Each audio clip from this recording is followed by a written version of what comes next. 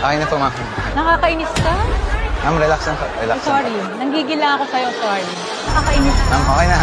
Pao, dami-daming tao. Bakit malakas loob mo kasi may camera eh? Hindi. Ang ganda-ganda mo nga. Tuwan-tuwa ako eh. Oh. Ma'am, huwag na po, ma'am. Okay. Pag kung makatawad naman, parang wala na kaming kikitain eh.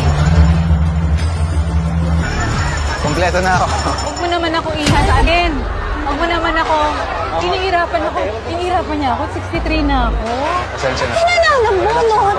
Hindi, natutuwa lang ako. Ang ganda ng hirap. Kanina pa siya sa akin. Ma'am, pasensya na Walang po. gala, 63 na ako. Ako, 19 lang ako. Pasensya na po, pasensya.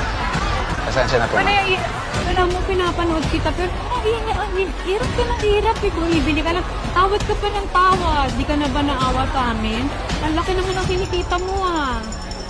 Di pa nga kami kumakain. Ang oras na oh. Pasensya na po, ma'am. Wala naman kami alam din sa anong budget. Kung gusto ka naman sa pinapanood kita.